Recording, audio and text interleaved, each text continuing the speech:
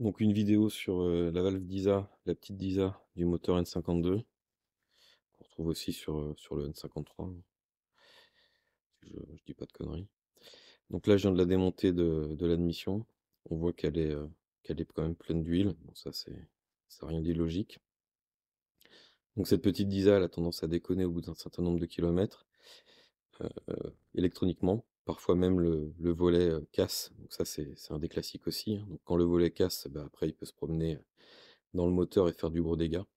C'est le cas d'ailleurs, d'une autre que j'avais récupérée, donc une admission d'occasion que j'avais achetée pour récupérer la Disa et bah, j'ai eu la mauvaise surprise en démontant la Disa de la retrouver dans cet état-là et on verra, pourquoi le volet a cassé, je pense et quelle est la différence entre les 2. Parce qu'il y a donc, il y a 2 versions de Disa, on verra ça tout à l'heure. Donc celle-ci, je viens de la démonter, elle a pas a priori de jeu.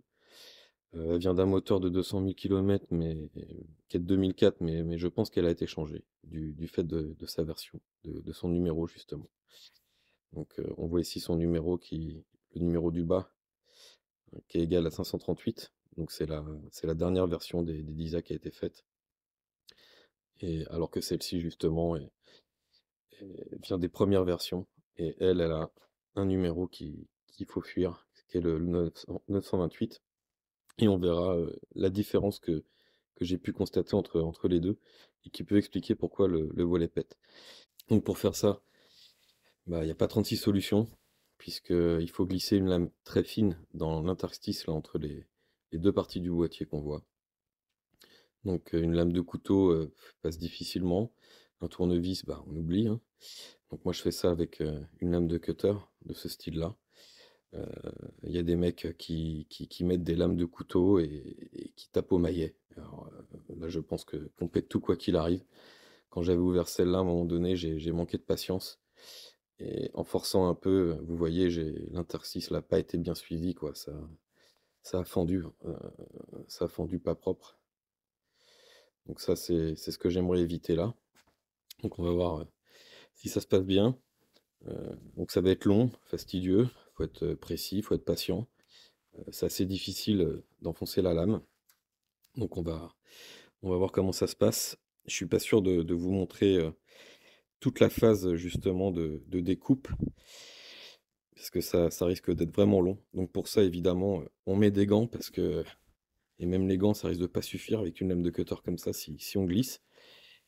Là, c'est une opération assez risquée, hein, voire même, voire même des lunettes. Vous devez entendre à ma voix que je force pour pouvoir rentrer la lame. Il va falloir faire ça sur absolument tout le tour du boîtier. Donc ça va être long et ça va être chiant, mais il y a pas le choix et puis il faut être patient parce que sinon, bah, comme je l'ai montré tout à l'heure, comme je vous l'ai dit, on pète. Donc là, une fois que la lame est enfoncée comme ça, bah, on a passé le point de colle et il va falloir qu'elle soit enfoncée comme ça sur tout le tour. Donc, bah, c'est parti, quoi. Bon, je vous reprends après une bonne demi-heure de galère. Donc bon, donc oui, une bonne demi-heure, hein, pour tout ouvrir. Donc ça a été à peu près. Je me suis quand même, donc faire super gaffe, hein. À un moment donné, bah, ça a pas manqué, hein. J'ai ripé, puis bah, je me suis coupé. J'étais mettre un petit pansement, mais voilà, ça aurait pu être, bien plus grave que ça. Donc la grosse galère, c'est ici, là, c'est cet endroit-là. Ma lame était trop courte, donc j'ai dû la sortir et puis, essayer, à la main de l'enfoncer. Donc là, je l'ai pas encore ouverte, je pense que ça va être bon, on va pouvoir l'ouvrir. Ouais, voilà. Bon là, elle est venue toute seule. Donc elle est plutôt propre par rapport à d'autres que j'avais vues qui étaient vraiment saturées d'huile. Celle-ci est plutôt propre. Donc quand elle est saturée d'huile, on voit vraiment que toute la carte électronique aussi est saturée.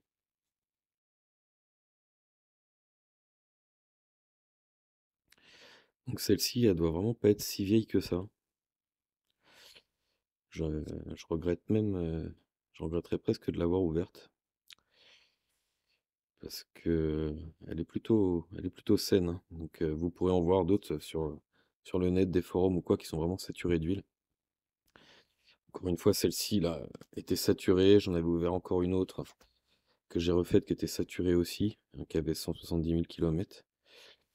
Donc là, je vais vous montrer maintenant les 2 différences notables qu'il existe entre les 2 modèles de design et de que je pense qui fait le principal problème. Donc ici,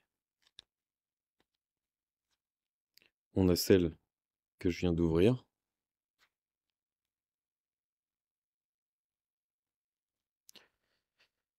et ici, on a la 928 qui est donc le premier modèle. Sur le premier modèle, on voit que le petit moteur électrique qui est ici, qui s'enlève facilement, hein, il est retenu dans son logement uniquement par ce petit plastique-là. Donc finalement, il peut y avoir du jeu de haut en bas. Là, il peut y avoir un jeu qui se crée comme ça, sur ce petit moteur. Sur les modèles suivants, ce qu'ils ont fait, c'est qu'ils ont ajouté ici une sorte de bouchon qui fixe le moteur dans son logement. Donc là, si je l'enlève, voilà. Donc là, j'ai enlevé le petit moteur. Ça vient facilement, il est vraiment propre, hein. Donc ça se remet sans problème comme ça. Donc là, on voit que cette pièce vient fixer dans ce logement, ce petit logement-là, vient fixer la tige du moteur. Et je pense que ça l'empêche vraiment d'avoir du jeu. Car quand il y a un jeu, bah, ça vient faire un mouvement sur la tige et ça la pète en haut ici, hein, comme ça a été le cas sur celle-là. Celle-là, si on regarde, elle a vraiment été pétée en haut.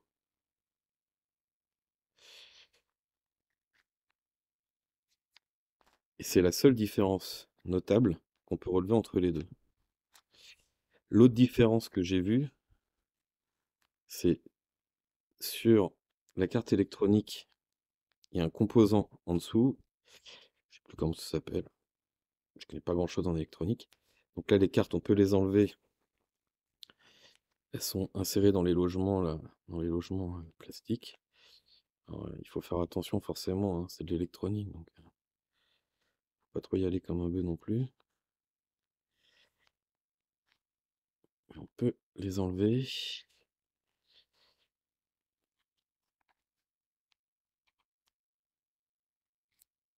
Hop là, un volet.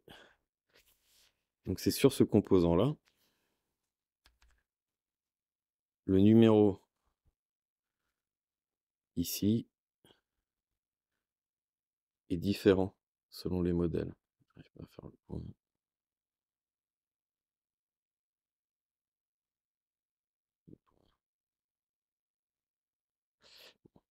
Là, j'ai un 5UH 6R50V et sur les autres, c'est 5AH, je crois, de mémoire.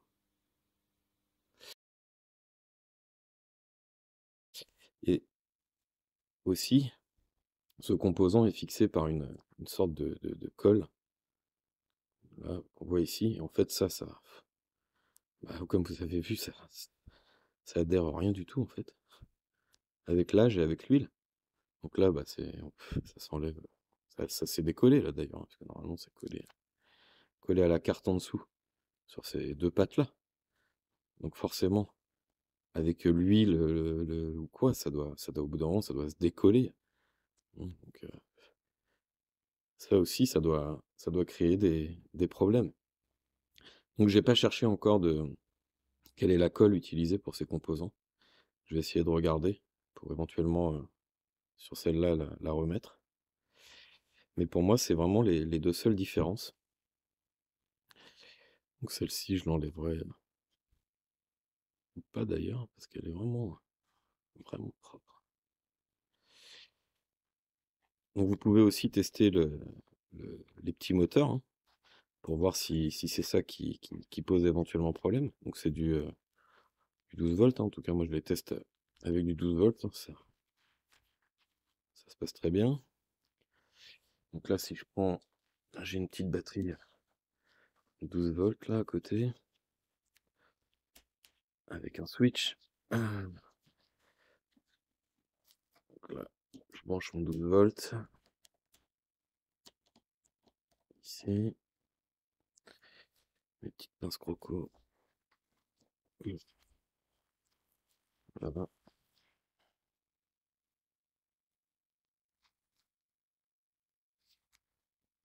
J'actionne mon switch, ça tourne quoi.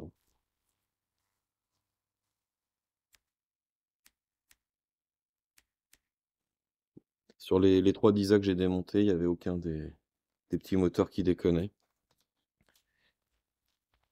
Au niveau de la carte électronique, j'avais testé avec un voltmètre les différentes résistances, bon encore une fois, je suis pas électromécanicien, donc j'avais vu qu'il y avait une différence, mais bon, les 2 fonctionnaient, en test, avec INPA, hein, donc c'était pas ça le problème, et pourtant il y en avait une qui donnait un message, au diag. Donc c'est saturé d'huile, sans doute. J'ai pas encore eu l'occasion de remonter, celle que j'ai nettoyée. Donc pour les nettoyer, pour le spray contact ou nettoyant des bimètres. Spray contact, comme ça on est sûr de pas abîmer la carte électronique. Alors on peut l'enlever aussi, hein, pour nettoyer. Puis, voilà, on nettoie ça proprement et puis après on remonte. Alors pour remonter, c'est là où il va y avoir aussi plusieurs choix. Aux US, ils parlent, d'une colle à base d'acide formique. Alors, c'est quasiment introuvable, j'en ai pas trouvé en tout cas, et ça a l'air assez délicat à manipuler. La DISA que j'ai refaite, moi je l'ai recollée au bicomposant plastique, qui résiste à assez haute température. Franchement, je vois pas ce qui pourrait faire qu'elle se décolle ou qu'elle soit pas étanche. De toute façon, c'est à l'extérieur, cette partie-là. Cette partie-là, elle est à l'extérieur de l'admission. Donc je vois pas, ce que serait le problème. Je vois pas non plus comment elle pourrait se rouvrir, parce qu'à cet endroit-là, certes, il y a le moteur qui est pas loin, mais une bicomposant, résistante à la chaleur, je pense qu'avant qu'elle s'ouvre, vous avez le temps. Donc bon, bah, nettoyer là, la partie là que je suis en train de nettoyer, et puis ensuite, il y a plus qu'à remonter. Donc on peut mettre de la graisse, c'est ce que j'avais fait aussi sur celle que j'avais refaite. J'avais mis de la graisse Castrol, de la Long Time, parce que j'en avais pour, le ressort Valvetronic. Donc c'est ce que j'avais mis. Donc on peut mettre de la graisse sur les petits engrenages ici, et puis sur le moteur. C'est toujours ça de prix. Donc comment ça fonctionne? C'est tout con en fait, hein.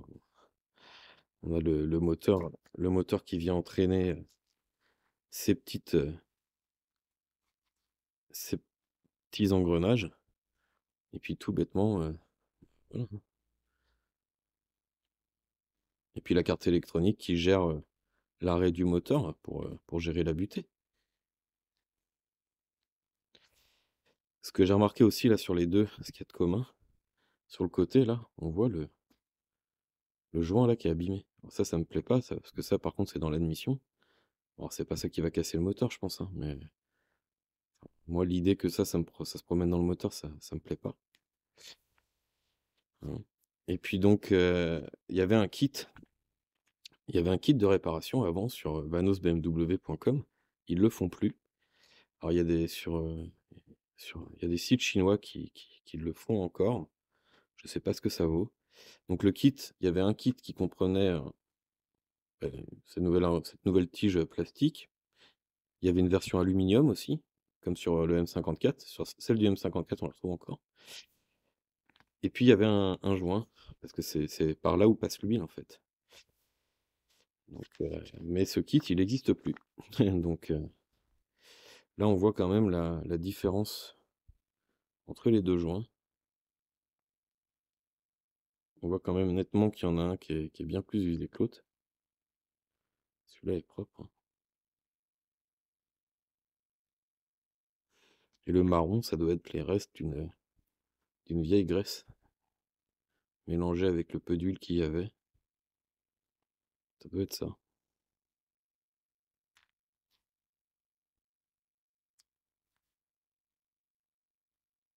Ce que je remarque là, je l'avais pas encore remarqué, c'est qu'on a quand même une différence aussi sur les tiges. La matière a l'air un peu différente, bon c'est du plastique aussi. Et puis là, on a des arêtes là comme, une forme une forme en hexa, alors que là c'est rond, à moins que ce soit non, c'est pas possible que ce soit par l'usure que ça fait ça. Donc là, on a quand même une différence aussi de forme entre les 2. Donc en bref, hein, vous l'aurez compris, il y a un modèle à fuir. Bah, c'est le modèle où on a donc le chiffre 928 sur le bord de la DISA. Je sais même plus où il est, sur l'autre partie. Ici. Non, ça c'est toujours le même chiffre ici. Là, ici. Donc ici, bah voilà, le 928. Donc si dans votre voiture, vous avez cette DISA avec cette version-là, bah franchement, changez-la parce que il y a de fortes chances que le volet pète. Je pense que c'est ces versions-là dont le volet pète. Après, celles qui ont des problèmes électroniques, bah, c'est un peu toutes, parce que quand le joint il lâche, lui, il rentre dedans de toute façon. Puis de façon vraiment importante, hein. Là, on l'a pas vu, mais il y a vraiment un bon volume d'huile à l'intérieur. Donc, avant que ça vous fasse un défaut électronique, vous pouvez faire cette manipulation-là. Ouvrir la DISA, la nettoyer complètement, la remonter avec du bicomposant. Donc pour enlever la petite DISA, il y a des procédures qui vous disent, et puis des gars aussi qui vous diront qu'il faut enlever l'admission. Mais bah, vous n'avez pas forcément besoin. Vous avez aussi la solution d'enlever l'alternateur. Et en enlevant l'alternateur, vous pouvez enlever la petite DISA. Donc elle passe tout juste, mais elle passe. Et franchement, moi je préfère largement cette solution-là. Je l'avais fait, j'avais mis 3/4 d'heure à l'enlever, à peu près autant de temps à la remettre. Alors qu'enlever l'admission, bah, c'est tout de suite plus galère, hein. Il faut changer les joints, il y a toute la partie, avec le système de reniflard aussi à débrancher, enfin moi je trouve vraiment plus galère de retirer l'admission pour enlever la petite DISA que l'alternateur. L'alternateur, vous avez juste à enlever, à décrocher la courroie de l'alternateur, dévisser, bah, il y a les trois vis alu sur l'alternateur qui coûtent 5 € chez BM en concession. Et puis, bah, c'est réglé, quoi. Enfin, je trouve ça, puis passer la main derrière. Alors bien sûr, il faut aussi enlever le papillon pour accéder aux vis, de démontage, mais ça, c'est de l'autre côté. Mais en tout cas, moi, je préfère ne pas enlever l'admission et enlever l'alternateur. Donc il y a un Anglais qui l'a montré, c'est, George Oster. Vous avez sa vidéo sur YouTube, il vous montre, comment faire et moi, je suis bien d'accord avec lui, c'est beaucoup plus facile de passer comme ça, plutôt que de démonter l'admission. Donc une fois que vous aurez, remonté votre Van Disa, vous aurez un très, très léger jeu ici. D'ailleurs on va peut-être, on va pouvoir le voir. Donc là si je la remonte en petit moteur.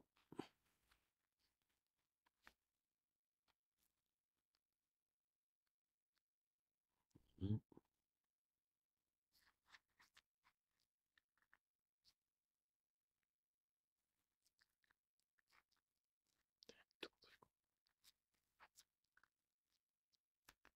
Mmh.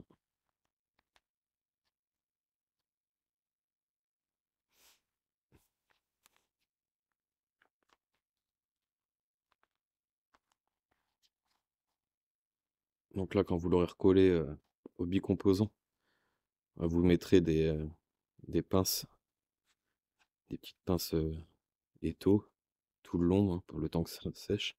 Donc une fois que vous l'aurez remonté, vous aurez un très léger jeu, vous voyez? Que j'avais pas au départ. Mais dès le 1er démarrage, et ça je l'ai constaté sur, l'autre que j'avais refaite, hein, ou quand vous la testerez après avec INPA, bah, ce jeu vous l'aurez plus. Dès que la DISA aura marché une fois, elle redeviendra complètement rigide ici, hein. Le jeu vous l'aurez plus du tout. Donc faudra pas vous inquiéter si en remontant, d'un coup vous avez ce genre de petit jeu en vous disant que vous auriez pas dû démonter, vous avez fait une connerie. Bah, non, non, ça redeviendra rigide. Donc, voilà un peu, je voulais faire cette vidéo surtout pour montrer, la différence entre les 2 DISA parce que c'est ça qui m'avait, surpris quand j'avais démonté celle-là. Parce que celle-là, j'avais eu la mauvaise surprise que ce soit d'ailleurs cette version-là, quoi. C'est là où j'avais compris, bah, qu'il existait en effet 2 versions et puis le problème que ça impliquait et donc, bah, pour conseiller à tous ceux qui l'auraient de changer ça et puis avant de claquer 250 €, bah, écoutez, ça mange pas de pain d'ouvrir, d'essayer de voir, ce qui va pas, hein. Ça peut être, le composant ici, comme on l'a vu en dessous, qui s'est un peu décollé, qui a bougé, ça peut être l'huile qui empêche les contacts, voilà, le moteur, ici éventuellement qui déconne, donc des 10A d'occasion, ça se trouve très facilement, hein, pour interchanger des pièces. C'est ce que j'avais fait aussi moi sur l'autre qui déconnait, hein, finalement, bon, j'avais interchangé des pièces. Donc, au niveau de la carte électronique, on voit qu'entre les 2 versions, on est sur la même numérotation, le E3928. Donc, le chiffre sur l'étiquette est différent, mais le composant électronique est de la même référence. Donc voilà, j'espère que ça vous aidera et puis, bah, cette dizaine, une fois qu'elle sera nettoyée, je la remonterai dans mon moteur et puis, bah, écoutez, si elle marche pas, bah, j'aurai l'honnêteté de venir le mettre, dans la vidéo. Alors c'est pas tout de suite, ce moteur il sera remonté dans des mois, mais mais je vous en prépare. Je sais que j'en ai refait une qui est fonctionnelle et qui fonctionne bien. Donc bon, je suis pas très inquiet. Donc je vais la nettoyer, la recoller et puis remonter ça dans quelques temps. Voilà, merci d'avoir regardé et puis, bah, peut-être, à bientôt.